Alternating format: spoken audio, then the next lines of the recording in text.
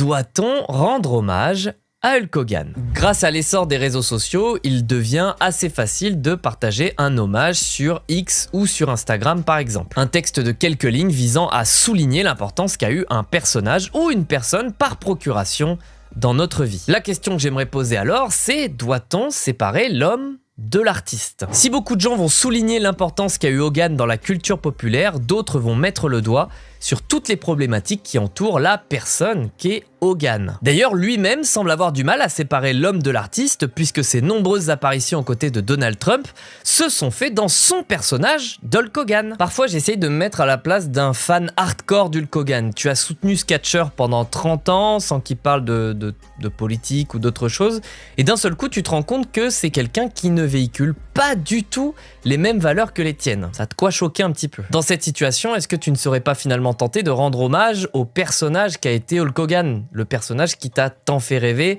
pendant 30 ans? Est-ce qu'il n'y a pas une certaine satisfaction pour les fans de pouvoir enfin se réapproprier le personnage d'Hogan avec tous ces hommages?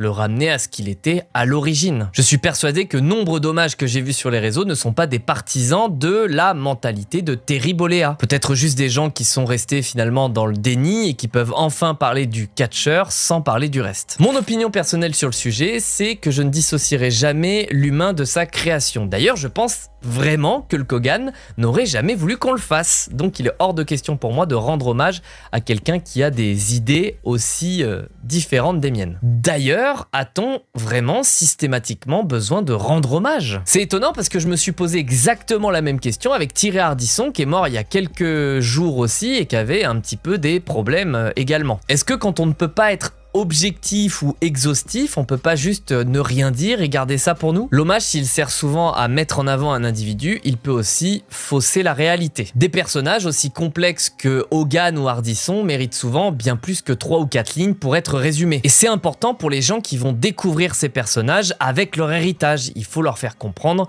toute la subtilité et toute la complexité de ces personnages.